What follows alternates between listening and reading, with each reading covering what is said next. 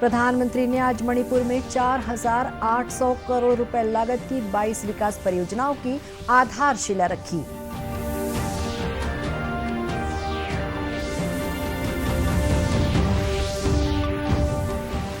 विधानसभा के 3 वर्ष के कार्यकाल और राज्य की कला संस्कृति पर आधारित कैलेंडर का आज हुआ विमोचन।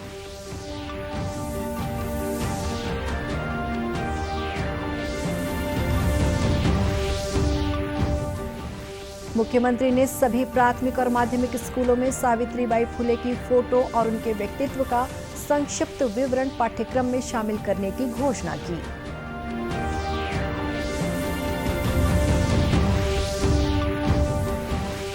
और छत्तीसगढ़ सहित देश भर में कोरोना संक्रमण की रफ्तार हुई तेज। आईआईटी भिलाई के रायपुर कैंपस में 50 छात्र कोरोना पॉजिटिव।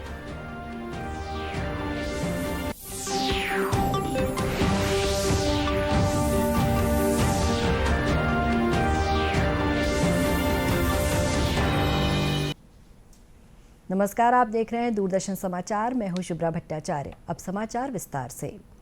प्रधानमंत्री नरेंद्र मोदी ने आज मणिपुर में 4,800 करोड़ रुपए लागत की 22 विकास परियोजनाओं की आधारशिला रखी। इस मौके पर जनसभा को संबोधित करते हुए प्रधानमंत्री ने कहा कि मणिपुर में बदलाव दिख रहा है। सड़क और अधोसंरचना के साथ ही मोबाइल नेटवर्क मणिपुर की कनेक्टिविटी को बेहतर करेंगे।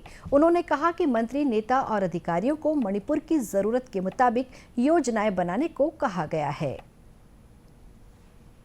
सरकार की 7 वर्षों की मेहनत पूरे नॉर्थ ईस्ट में दिख रही है, मणिपुर में दिख रही है। आज मणिपुर बदलाव का एक नई कार्य संस्कृति का प्रतीक बन रहा है। ये बदलाव है मणिपुर के कल्चर के लिए, केयर के लिए। इसमें कनेक्टिविटी को भी प्राथमिकता है और क्रिएटिविटी का भी उतना ही महत्व है। रोड और इंफ्रास्ट्रक्चर से जुड़े प्रोजेक्ट, बेहतर मोबाइल नेटवर्क मणिपुर की कनेक्टिविटी को बेहतर करेंगे।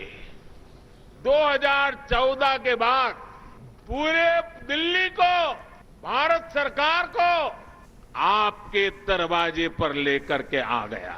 नेता हो, मंत्री हो, अफसर हो, मैंने सबको कहा कि इस क्षेत्र में आइए, लंबा समय गुजारिए और फिर यहां की जरूरतों के मुताबिक योजनाएं बनाइए।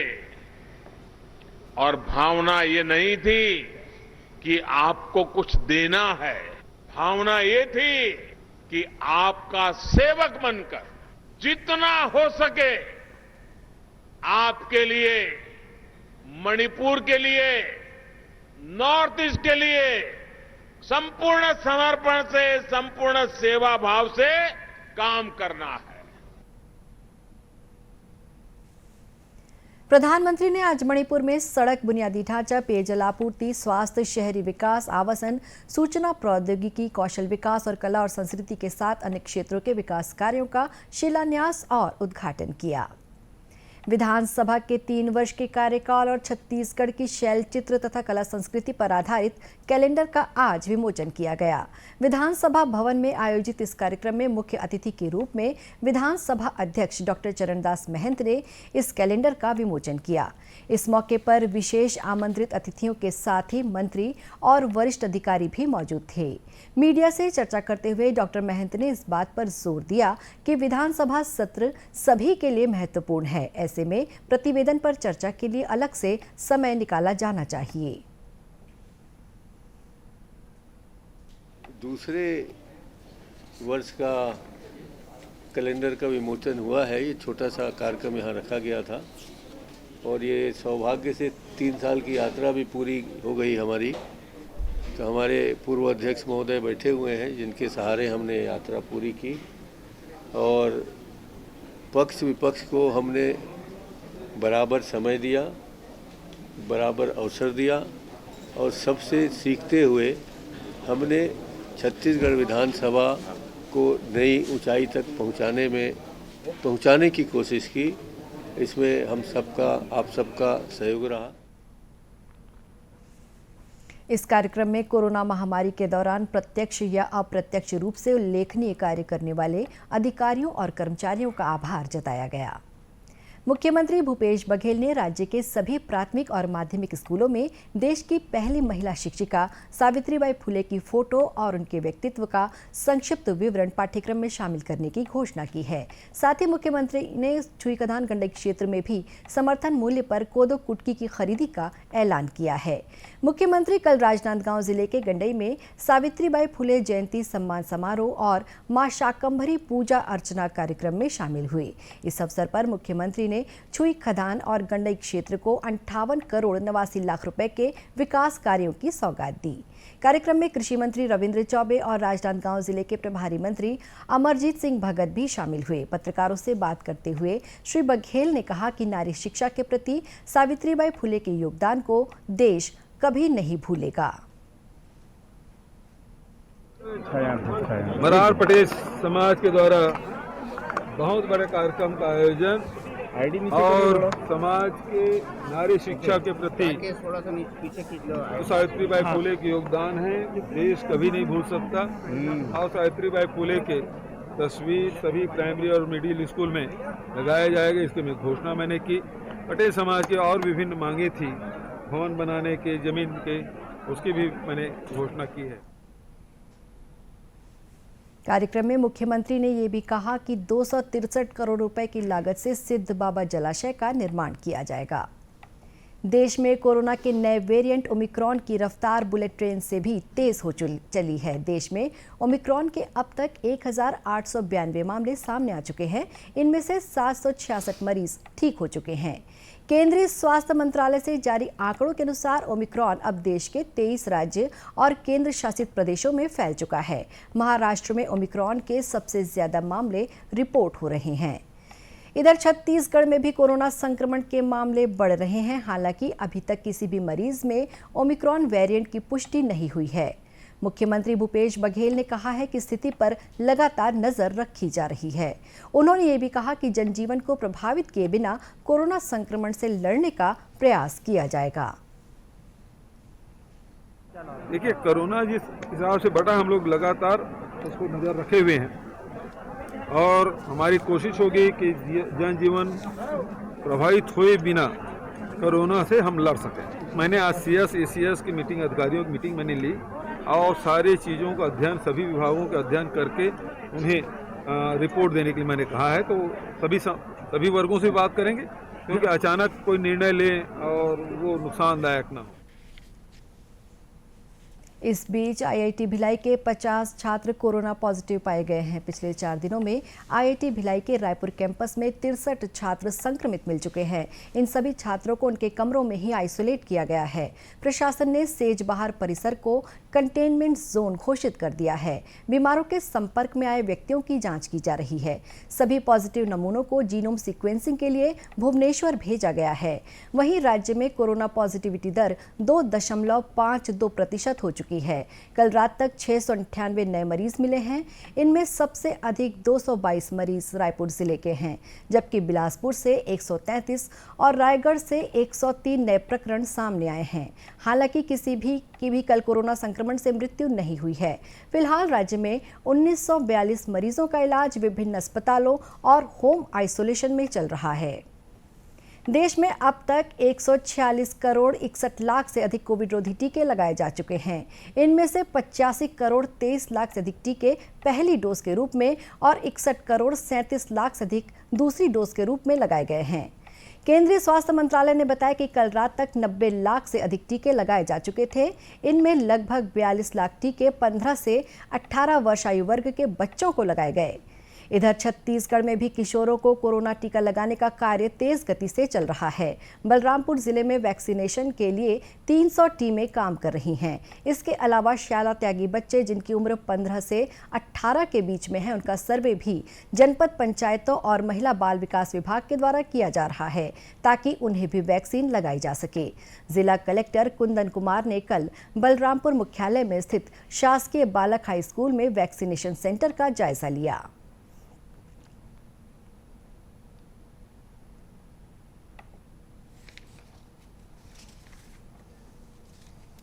अभी कि जो कोरोना वैक्सीनेशन का जो सेकंड फेज़ है, इसमें 15 से 18 वर्ष के जो स्कूली बच्चे हैं, जो हाई स्कूल हायर सेकेंडरी में पढ़ते हैं, उनको कैंप लगा के करीब हम लोगों ने 300 साइट्स सेशन साइट्स बनाए हैं और 40 से 45 हज़ार हमारा टोटल लक्ष्य है। उसके अभियान के तहत हम ये एक्सपेक्ट कर रहे हैं कि करीब 10 से 12 हज़ार वैक्सीनेशन जो है स्कूलों में प्रतिदिन लगें। इसमें एक बात ध्यान रखने की ज़रूरत है कि AEFI होता है और बच्चों की बात है, तो वैक्सीनेशन को हम लोग एक कंटिन्यूअस प्रोसेस में रखेंगे और थोड़ा मॉनिटरिंग ज़्यादा रखेंगे, जो कि बच्चों का विषय है। वैक्सीनेशन को लेकर स्कूली छात्र छात्राओं में उत्साह है और वे बेझिझक होकर टीके लगवा रहे हैं। सर, शुरू में तो वैक्सीन का नाम सुनते ही या फिर कोरोना का नाम सुनते ही काफ़ी डर लगता था, किंतु सरकार ने जब वैक्सीन लगवाने का नियम शुरू किया और सभी लोग लगवा भी रहे हैं और मेरे क्लास के फ्रेंड भी सभी लगवा रहे हैं, अभी मैं भी लगवा कर आया हूँ, तो इससे उतना भय नहीं लग रहा है जितना पहले लग रहा था। जशपुर के रंजीता स्टेडियम के पास स्थित शासकीय बालक उच्चतर माध्यमिक विद्यालय में कल विधायक विनय भगत ने 15 से 18 वर्ष आयु समूह के लिए टीकाकरण अभियान की शुरुआत की। जिला टीकाकरण अधिकारी डॉक्टर RS पैकरा ने बताया कि टीकाकरण का निर्धारित लक्ष्य जल्द ही पूरा कर लिया जाएगा। जशपुर जिले में पूरे राज्य की तरह हम लोग भी 15 से 18 वर्ष के लिए टीकाकरण अभियान शुरू किए हैं। जिले में हम लोग पूरे ज़िले की बात किया जाए तो 76 टीम बनाए हैं, जो हाई स्कूल और हायर सेकेंडरी स्कूल में दल बनाकर गए हैं और वो टीकाकृत कर रहे हैं। इसके लिए राज्य से हमको 52,000 साढ़े 52,000 टारगेट मिला है। ये हम सप्ताह 15 दिन में पूरा कर लेंगे। जिस तरह का उत्साह है उसे देखते हुए जशपुर में कल पहला टीका कुमारी दीक्षा अग्रवाल को लगाया गया। जिले में 76 टीम गठित कर टीकाकरण अभियान चलाया जा रहा है। केंद्र सरकार इन दिनों आज़ादी का अमृत महोत्सव मना रही है। 75 सप्ताह तक चलने वाले इस कार्यक्रम के दौरान हम आज़ादी के जननायकों से नई पीढ़ी को परिचित करा रहे हैं। आज़ादी के सफर के आज की कड़ी में हम बात कर रहे हैं स्वतंत्रता सेनानी और अर्थशास्त्री जोसेफ चिल्लादुरै कुमार अप्पा के बारे में। आज के एपिसोड में हम गांधीवादी स्वाधीनता सेनानी और अर्थशास्त्री जोसेफ चिल्लादुरै कुमारप्पा को स्मरण कर रहे हैं। उनका जन्म 4 जनवरी 1892 को तंजावुर में हुआ था। अर्थशास्त्री के रूप में कुमारप्पा का विश्वास था कि मानव धन सृजन का एजेंट मात्र नहीं है, बल्कि वो राजनीतिक, सामाजिक और नैतिक जिम्मेदारियों के साथ अनिवार्य रूप से समाज का सदस्य है। उनके निबंधों ने महात्मा गांधी का ध्यान आकर्षित किया, जिन्होंने कुमारप्पा को रचनात्मक कार्यकर्ता बना दिया। 1931 में कांग्रेस के कराची अधिवेशन में कुमारप्पा को ब्रिटेन और भारत के बीच वित्तीय दायित्वों के विस्तृत अध्ययन के लिए प्रवर समिति का संयोजक चुना गया। जब गांधी जी दूसरे गोलमेज सम्मेलन में भाग लेने के लिए इंग्लैंड गए, तो कुमारप्पा ने उनके समाचार पत्र यंग इंडिया का संपादन संभाला। कुमारप्पा के लेखों के लिए उन्हें 2.5 वर्ष के सश्रम कारावास की सजा हुई। जेल से रिहा होने पर कुमारप्पा ने 1934 में बिहार में भूकंप राहत कार्य के दौरान वित्तीय सलाहकार के रूप में डॉक्टर राजेंद्र प्रसाद और जमनालाल बजाज की सहायता की। 1942 में कुमारप्पा के लेख स्टोन फॉर ब्रेड के लिए पुनः जेल भेज दिया गया। 1946 में कुमारप्पा ने स्वावलंबन के सिद्धांतों के आधार पर ग्रामीण उत्थान के लिए विस्तृत योजना तैयार की। 1948 में जब महात्मा गांधी की हत्या कर दी गई, तो कुमारप्पा को इतना गहरा सदमा लगा कि उनकी दोनों आंखों की रोशनी चली गई। सौभाग्य से कुछ दिन के बाद उनकी आंखें फिर ठीक हो गई। स्वतंत्रता के उपरांत कुमारप्पा ने राष्ट्रीय हित में विभिन्न मिशन पर दुनिया भर की यात्रा की। बाद में वे राजनीतिक जीवन से सेवानिवृत्त हो गए और मदुरै जिले के गांधी निकेतन में बस गए। 30 जनवरी 1960 को कुमारप्पा का निधन हो गया। महान राष्ट्रवादी को विनम्र श्रद्धांजलि। अंत में मुख्य समाचार एक बार फिर से। प्रधानमंत्री ने आज मणिपुर में 4,800 करोड़ रुपए लागत की 22 विकास परियोजनाओं की आधारशिला रखी।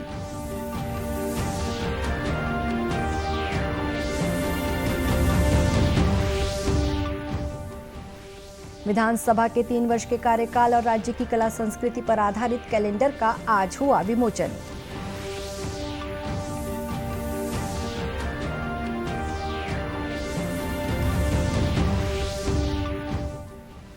मुख्यमंत्री ने सभी प्राथमिक और माध्यमिक स्कूलों में सावित्रीबाई फुले की फोटो और उनके व्यक्तित्व का संक्षिप्त विवरण पाठ्यक्रम में शामिल करने की घोषणा की।